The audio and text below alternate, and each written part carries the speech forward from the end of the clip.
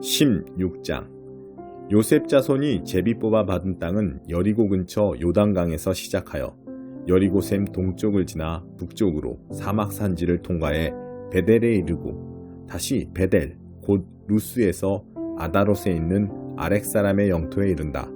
거기서 다시 서쪽으로 내려가 야블렛 사람의 영토와 아래쪽 벳호론 지역과 게셀에 이르러 바다에서 끝난다. 이것이 요셉 자손 곧 므낫세와 에브라임이 유산으로 받은 지역이다. 에브라임이 가문별로 받은 땅은 이러하다.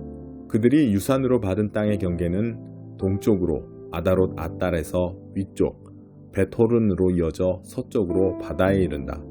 그리고 북쪽 믹무다에서 동쪽으로 돌아 다나실로에 이르고 계속 동쪽으로 가서 야노아까지 이어진다.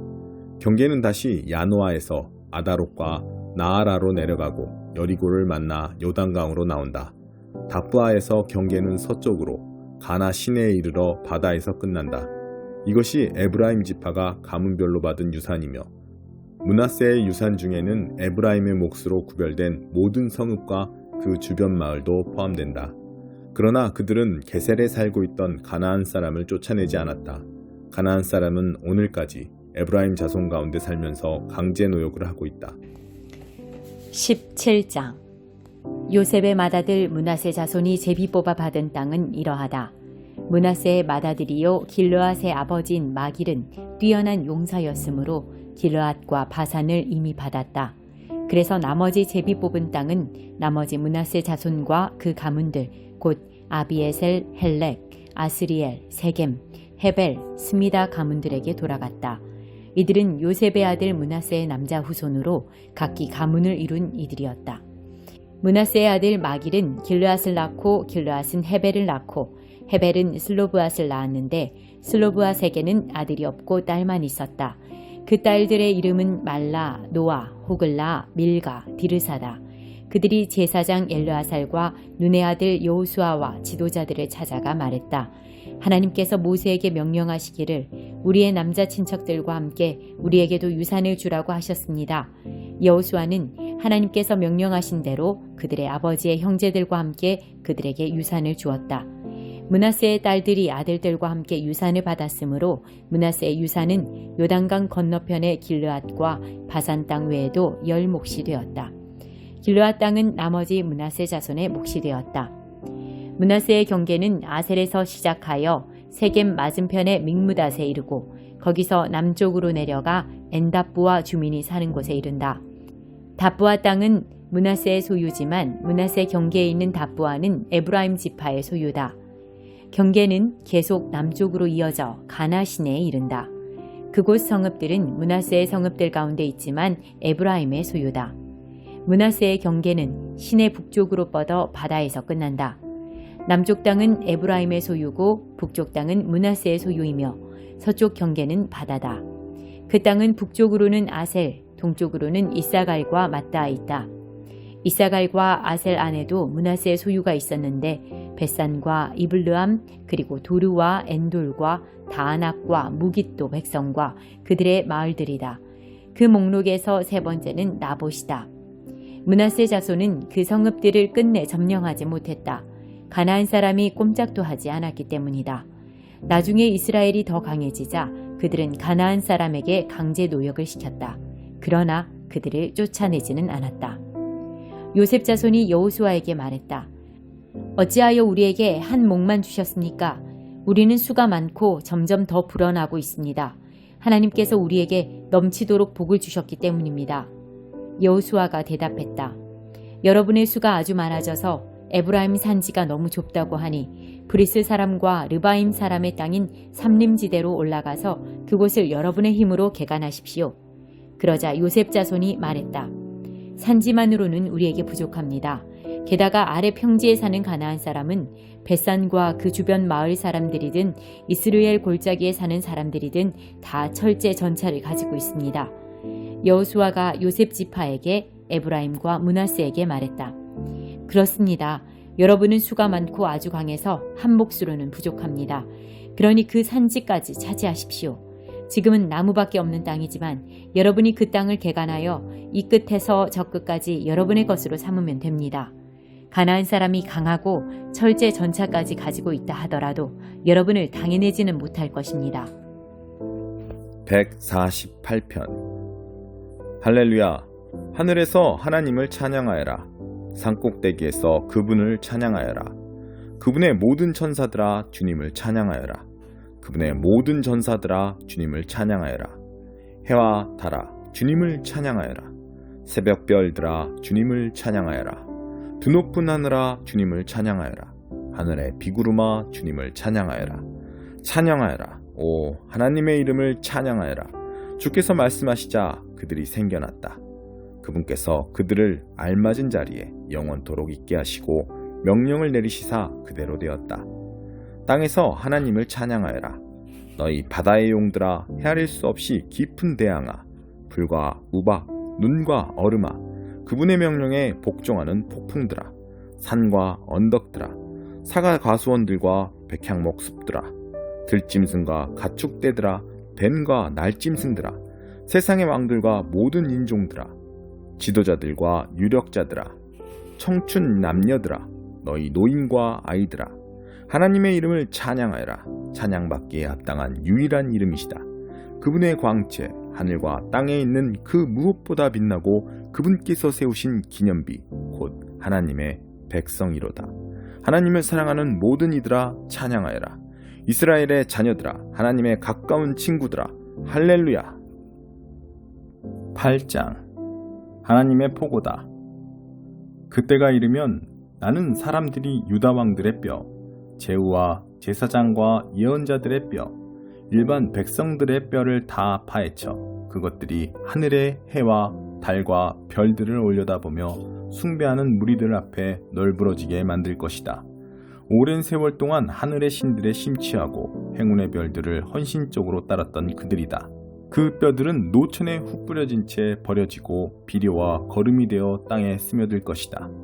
남은 모든 자들 곧 악한 세대 중에 불행하게도 그때까지 목숨이 붙어있는 자들은 저주받은 장소를 여기저기 떠돌며 차라리 죽기를 바랄 것이다. 만군의 하나님의 포고다. 그들에게 가서 하나님의 메시지를 전하여라. 사람은 넘어지면 다시 일어서지 않느냐? 잘못 들어선 길이면 멈추고 돌아서지 않느냐? 그런데 어째서 이 백성은 길을 거꾸로 가면서도 계속 그 길을 고집하느냐? 거꾸로 된 그 길을. 그들은 한사코 거짓된 것을 따라가려 하고 방향을 바꾸기를 거절한다. 내가 유심히 귀를 기울여 보아도 전혀 들리지 않는다. 자책하는 소리, 이런 길을 가다니 하는 후회의 소리 하나 없다. 그들은 그저 그 길을 계속 갈 뿐이다. 맹목적으로 가다가 멍청하게 벽에 머리를 찢는다. 겨울을 준비하는 두루미는 언제 남쪽으로 이동해야 하는지 안다. 울새, 휘파람새, 파랑새는 언제 다시 돌아와야 하는지 안다. 그러나 내 백성은 어떤가? 그들은 아무것도 모른다. 하나님과 그분의 법에 대해서는 난 놓고 기억자도 모른다. 우리는 다 안다. 영광스럽게도 우리는 하나님의 계시를 소유한 자들이다라니 어떻게 그런 말을 할 수 있느냐? 지금 너희 상태를 보아라. 거짓된 것에 사로잡혀 있다. 너희 종교 전문가들에게 사기당한 것이다. 다 안다는 그들, 실상이 폭로될 것이요 정체가 탄로날 것이다. 그들을 보아라. 정말 다 안다. 하나님의 말씀만 빼놓고 모든 것을 안다. 그런데 그런 것을 과연 안다고 말할 수 있겠느냐? 다 안다는 그들을 내가 어떻게 할지 말해주겠다. 그들은 아내를 잃고 집을 잃을 것이다. 내가 그렇게 만들 것이다. 다들 부정한 이득을 취하는데 혈안이다. 쥐 높은 자나 낮은 자나 마찬가지다. 예언자든 제사장이든 누구 할 것 없이 모두가 말을 비틀고 진실을 조작한다. 내 사랑하는 딸 내 백성이 망가졌다. 아주 결단나 버렸다. 그런데도 그들은 반창고나 붙여주면서 별일 아니다, 괜찮다고 말한다. 그러나 절대 괜찮지 않다. 무도한 짓을 자행하는 그들, 부끄러움을 느낄 것 같으냐? 그렇지 않다. 그들은 부끄러움을 모른다. 얼굴 붉힐 줄을 모른다. 그들에게는 희망이 없다. 바닥에 맺혀진 그들, 일어설 가망이 없다. 내가 보기에 그들은 끝났다. 하나님께서 말씀하셨다. 하나님의 포고다. 행여 건질 것이 있을까 해서 나가보았지만 아무것도 찾지 못했다. 포도 하나, 무화과 하나 얻지 못했고 시든 이파리 몇 개가 전부였다. 나는 그들에게 주었던 것 전부를 다시 회수할 것이다. 그러니 여기 이렇게 가만히 앉아서 뭘 하겠느냐. 전열을 갖추자. 그 큰 도성으로 가서 싸우자. 거기에서 싸우다 죽자. 우리에게는 이미 하나님의 최후 통첩이 내려졌다. 우리는 나가 싸워도 죽고 싸우지 않더라도 결국 죽을 것이다. 그분께 지은 죄로 인해 우리는 이미 끝장났다. 우리는 사태가 후천되고 역전되리라 기대했지만 결국 그렇게 되지 않았다. 치유를 바라며 기다렸지만 결국 모습을 드러낸 것은 공포였다. 북쪽단에서 말발굽 소리가 들려온다. 거센 콧소리를 내며 말들이 질주해오는 소리다. 땅이 흔들리고 떨린다. 그들이 이 나라를 통째로 삼킬 것이다. 마을과 사람들이 전쟁의 먹이가 되어 사라질 것이다. 그것이 전부가 아니다. 나는 너희 안에 독사를 풀어놓을 것이다. 무슨 수로도 길들일 수 없는 뱀들. 너희를 모조리 물어 죽일 것이다. 하나님의 보고다. 나는 비탄에 잠겼다. 가슴이 찢어질 듯 아프다. 들어보아라. 귀 기울여 들어보아라. 온 나라에 울려 퍼지는 내 사랑하는 백성의 울음소리를. 하나님께서 더 이상 시온에 계시지 않는가? 왕이신 그분께서 영영 떠나셨는가? 대체 저들이 내 앞에서 장난감신들, 그 우스꽝스러운 수입우상들을 자랑하는 까닭이 무엇이냐? 수학이 끝나고 여름도 지나갔지만 우리는 아무것도 달라진 것이 없다. 우리는 여전히 구조를 기다리고 있다. 내 사랑하는 백성이 상했고 내 마음도 상했다. 나는 비탄에 잠겨 슬피 운다. 길르앗의 상처를 치료하는 약이 없단 말이냐? 그곳에 의사가 없단 말이냐? 내 사랑하는 백성을 치료하고 구원하기 위해 할 수 있는 일이 어째서 하나도 없단 말이냐? 22장 결혼잔치 이야기. 예수께서 이야기를 더 들려주시면서 대답하셨다. 하나님 나라는 자기 아들을 위해 결혼잔치를 베푼 어떤 왕과 같다. 왕은 종들을 보내 초대받은 손님들을 모두 부르게 했다. 그런데 손님들이 오려고 하지 않았다. 왕은 다시 종들을 보내며 손님들에게 이렇게 말하라고 지시했다. 식탁에 진수성찬을 차려놓았으니 오셔서 드시기만 하면 됩니다. 잔치에 오십시오. 그러나 사람들은 무시하고 가버렸다. 한 사람은 밭에 김 매러 갔고 또 다른 사람은 가게에 일하러 갔다. 딱히 할 일도 없었던 나머지는 그 심부름꾼들을 두들겨 패서 죽였다. 왕은 경노하여 군인들을 보내서 그 살인자들을 죽이고 도시를 쓸어버렸다. 그러고 나서 왕이 종들에게 말했다. 결혼잔치는 다 준비되었는데 손님이 없구나. 내가 초대했던 사람들은 자격이 없다. 시내에서 가장 번잡한 거리로 나가 아무나 만나는 대로 잔치에 초대하여라. 종들은 거리로 나가 착한 사람, 못된 사람 할 것 없이 아무나 보이는 대로 사람들을 모아왔다. 드디어 자리가 다 차서 잔치가 시작되었다. 왕이 들어와 장례를 둘러보니 예복을 입지 않은 사람이 눈에 띄었다. 왕이 그에게 말했다. 친구여, 감히 어떻게 그런 모습으로 여기에 들어왔느냐? 그 사람은 아무 말도 못했다. 그러자 왕이 종들에게 명했다. 이 사람을 여기서 당장 끌어내라. 묶어서 지옥으로 보내라. 절대로 다시 오지 못하게 하여라. 초대받은 사람은 많지만 오는 사람은 얼마 되지 않는다는 내 말이 바로 이런 뜻이다. 황제의 것, 하나님의 것. 그때의 바리새인들이 예수로 하여금 뭔가 불리한 발언을 하게 해서 그를 올무에 걸리게 할 방도를 의논했다. 그들은 자기네 제자들을 헤롯의 당원 몇 사람과 함께 보내어 물었다. 선생님, 우리가 알기로 당신은 진실하고 하나님의 도를 정확히 가르치고 여론에 개의치 않으며 배우는 사람들의 비위를 맞추지 않습니다. 그러니 우리에게 솔직히 말해 주십시오. 황제에게 세금을 내는 것이 옳습니까? 옳지 않습니까? 예수께서 그들이 수작을 부리고 있음을 아시고 말씀하셨다. 왜 나를 속이려고 드느냐? 왜 나를 함정에 빠뜨리려고 하느냐? 너희에게 동전이 있느냐? 내게 보여라. 그들이 그분께 은화 하나를 건넸다. 여기 새겨진 얼굴이 누구의 얼굴이냐? 그리고 이 위에 있는 것이 누구 이름이냐? 그들이 말했다. 황제입니다. 그렇다면 황제의 것은 황제에게 주고 하나님의 것은 하나님께 드려라. 바리새인들은 말문이 막혔다. 그들은 고개를 절레절레 흔들며 가버렸다. 부활에 관한 가르침. 같은 날 부활의 가능성을 일절 부인하는 사두개파 사람들이 예수께 다가와서 물었다. 선생님, 모세는 말하기를 남자가 자식 없이 죽으면 그 동생이 형수와 결혼해서 자식을 낳아줄 의무가 있다고 했습니다. 여기 7 형제의 사례가 있습니다. 마디가 결혼했는데 자식 없이 죽어서 그 아내가 동생에게 넘어갔습니다. 둘째도 자식 없이 죽었고 셋째부터 7째까지 다 그러했습니다. 마지막에는 여자도 죽었습니다. 우리의 질문은 이것입니다. 이 여자는 7 형제 모두의 아내였는데 부활 때는 누구의 아내가 됩니까? 예수께서 대답하셨다. 너희는 2가지를 크게 잘못 생각하고 있다.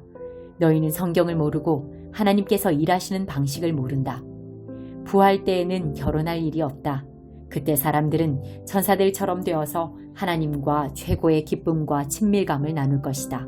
그리고 죽은 사람의 부활 여부를 둘러싼 너희 추측에 관한 것인데 너희는 성경도 읽지 않느냐? 하나님께서는 분명히 현재 시제로 나는 아브라함의 하나님, 이삭의 하나님, 야곱의 하나님이다 라고 말씀하셨다.